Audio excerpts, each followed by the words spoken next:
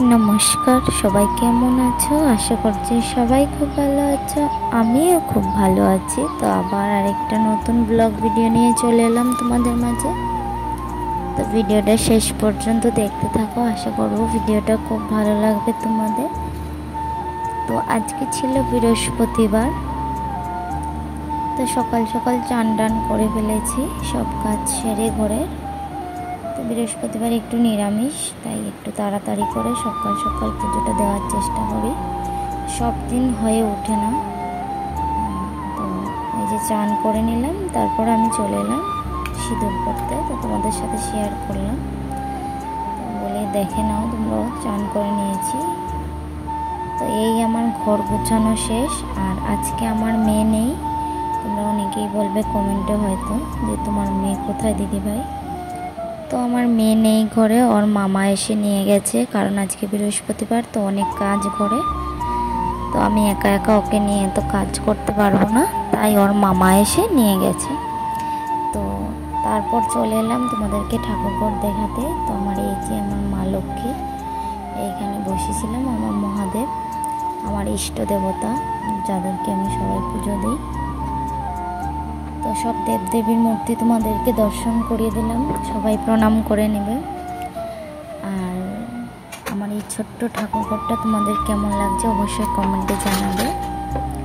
তো আমি যেহেতু রোজের পুজো দিই, কিন্তু বৃহস্পতিবার, অমাবস্যা, পূর্ণিমা, তারপর মঙ্গলবার, সোমবার, ওই দিনগুলো না আমার খুব তাড়া থাকে পুজো দেওয়ার।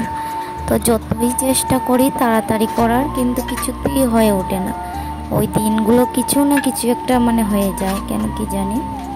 যতই চেষ্টা করি সকালবেলা উঠবো এটা ওটা, কিন্তু ঠিক আগের দিন রাতে হয় কিছু হবে, নয় পরের দিন সকালবেলা কিছু হবে। আমি 9টার আগে পুজোটা কমপ্লিট করতে পারি না। তো যাই হোক, তোমাদের দাদাভাই চলে যাবে, ওই জন্য আমি তাড়াহুড়া করে পুজো দিচ্ছি যে তোমাদের দাদাভাই পুজো দেখবে, কিন্তু হয়ে উঠলো না। দাদাভাই তার আগেই চলে গেছে দোকানে। সরি, কিছু ভুল হলে ক্ষমা করে দিও। আর তারপর তোমাদের দাদাভাই চলে গেছে। তো আমি সকালবেলা গেছিলাম ফুল তুলতে, ফুল তুলে নিয়ে এসেছিলাম। আর এই যে কলা পাতাটা, তো আমার না কলা পাতা তুলতে সবসময় খুঁজে পাই না। তো বাপের ঘর থেকে সবসময় পুজোর জন্য কলা পাতা নিয়ে আসতে বলি আমার দাদাদেরকে, ভাইদেরকে। তো ওরাই এনে দেয়। মাঝে মাঝে নিজে গিয়েও নিয়ে আসি, সব দিন সময় হয়ে ওঠে না, ভাইদেরকে বলি, ওরাই নিয়ে আসে। তো আমি সেদিন গিয়েছিলাম দোকানে, যদি পুজোর জন্য একটা পিতলের বা কাঁসার যদি পাই, একটা কলা পাতা নিয়ে আসবো ছোট্টর মধ্যে। কিন্তু এত বড় দোকানদার যে আমাকে কলা পাতা দেখিয়েছে লক্ষ্মী ঠাকুরের জন্য, যেটা আমার বড় বড় কালী পূজা, দুর্গা পূজা হলে সেটা ইউজ করা যেত। বাট এত বড়টা দিয়ে আমি কি করব, তাই আমি আর নেইনি। তো এই আমার মা লক্ষ্মীর ঘরটা আমি সাজিয়ে নিলাম। আর এইখানটা দেখলাম যে আস্তে আস্তে না সিঁদুর যে দিয়ে একদম সাজিয়েছিলাম অঘ্রাণ মাসে, তো এটা না আস্তে আস্তে উঠে যাচ্ছে। তো আমি মাঝে মাঝে এটা মুছে টুছে তারপর সুন্দর করে দিয়ে দিই। তো সিঁদুরটা অনেক দিন হয়ে গেছে বলে যেন বোঝা যাচ্ছে না। তো আমি আবার একটু সিঁদুরটা দিয়ে আঁকালাম, স্বস্তিক চিহ্ন তো আঁকতে পারি না, ওই জন্য এরকম ঠাকুরের মুখমণ্ডল আঁকলাম। যাই হোক, তারপর আমি বৃহস্পতিবার বলে তাড়াতাড়ি করে পুজো স্টার্ট করে দিলাম। তোমরা কে কীভাবে করো অবশ্যই কমেন্টে জানাবে। কে কে বৃহস্পতিবারে নিরামিষ খাও আর লক্ষ্মী ঠাকুরের পুজো করতে ভালোবাসো। তো আমি যখন আমার শ্বশুরবাড়িতে থাকতাম না, সেখানে ব্রাহ্মণ এসে পুজো করতো। তো হ্যাঁ, ব্রাহ্মণ করতো, তাদের এটা প্র্যাকটিস সবসময় করে এসেছে, তো ওরকমই করে। কিন্তু আমার যেহেতু আমরা ছোটোবেলা থেকে আমার বাবা মা বলো, দাদু সবাই আমার 14 গোষ্ঠী সবাই এরকম করেই পুজো দেয় আমাদের এখানে। যাই হোক, ফানি হলেও কথাটা, কিন্তু সিরিয়াসলি আমার দাদা, ঠাকুমা, দাদু, দিদা, তার দিদা, এরকম করে বড় মা অবধি ওরকম করেই পুজো দিয়ে আসছে। তো আমি ওরকম করেই পুজো দেওয়া শিখেছি। হয়তো আমি এইভাবেই পুজো দিই। আমাদের এখানে বেশিরভাগ মানুষই এইভাবেই, বেশিরভাগ নয়, যে যেমন ধরো যারা আছে ভোজপুরি, তাদের নিয়মে পুজো দেয়। আমরা আমাদের নিয়ম করে পুজো দিই, যত মানুষ তত নিয়ম যাকে বলে। তো আমার বাপের ঘরের নিয়মেই, আমি এখানে থাকলে বাপের ঘরের নিয়মে পুজো দিই, আর শ্বশুরবাড়ি থাকলে শ্বশুরবাড়ির নিয়মে পুজো দিই। আমাকে দুটোই ম্যানেজ করতে হয়। তবে আমি বেশি না শান্তি পাই এরকম পুজো দিয়ে, কারণ ছোটোবেলা থেকে এরকম দিয়ে এসেছি, আমার মনে একটা মানে আলাদাই শান্তি। তারপর কি বলতো, ছোটোবেলা থেকে পুজো দিয়ে দিয়ে এমন অভ্যস্ত যে শ্বশুরবাড়িতে প্রতি বৃহস্পতিবার ছাড়া এমনি দিন শুধু জল ঢালা হয় তুলসী গাছে, আর ঠাকুরকে দুটো ফুল নিবেদন করা, এরকম ঘট টট দিয়ে পুজো দেওয়া হয় না। আমার শাশুড়ি মা বলেন যে এইভাবে নাকি পুজো দিলে একবার ঠাকুরকে প্রতিবারেই দিতে হবে, মানে একদিনও বন্ধ করা মানে চলবে না, প্রতিদিন পুজোটা দিতে হবে, নিত্য পুজো। তো আমার যেহেতু মনে হয়েছে যে রোজ রোজ তো দিতে পারবো না, মাঝে মাঝে আমাদের মেয়েদের অনেক রকমের প্রবলেম হয়ে যায় যেটা দিতে পারবো না।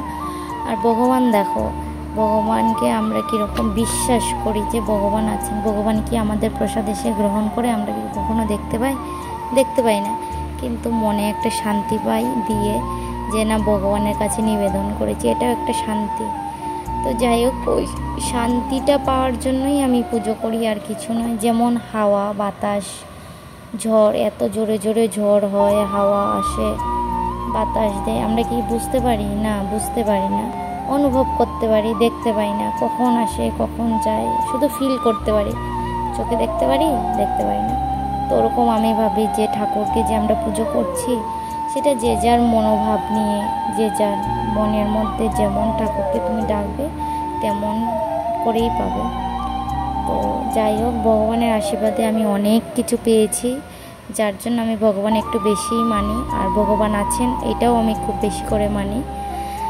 তার পেছনে অনেক কাহিনী আছে, যদি কখনো সময় হয়ে ওঠে তাহলে অবশ্যই বলবো তোমাদেরকে।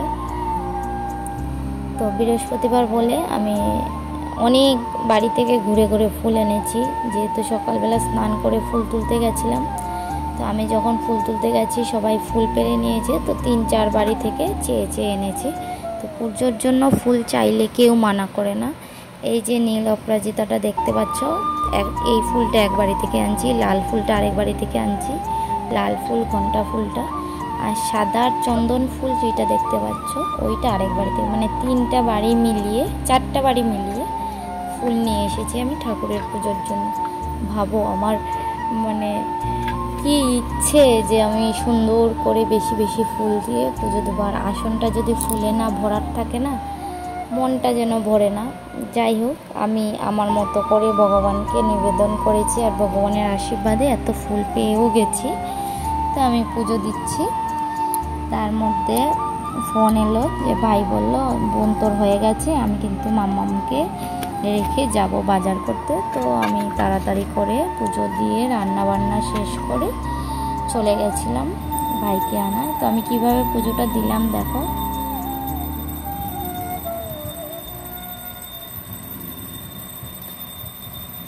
আর আমাদের এখানে পুজো একটা নিয়ম আছে, যেটা তোমার ঘন্টা বাজায়, আর যখন আমাদের লক্ষ্মী ঠাকুরের ঘট বসানো হয় তখন উলু দেয়।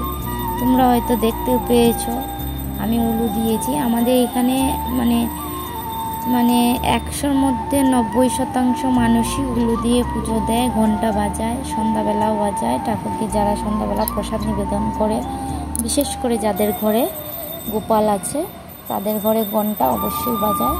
বলে ঘন্টা না বাজালে নাকি গোপাল ঠাকুর প্রসাদ গ্রহণ করে না।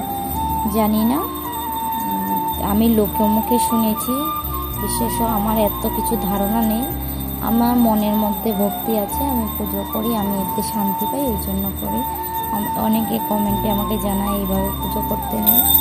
তো তোমরা করো না, বাট আমি করি, আমার ভালো লাগে, আমি মনে শান্তি পাই। তবে নেগেটিভ এনার্জিগুলো যায় ঘর থেকে, আর একটা পজিটিভ ভাইব আসে ঘরের মধ্যে। আর সবাই ভালো থাকবে, সুস্থ থাকবে। আমার পুজো দেওয়া কেমন লাগলো অবশ্যই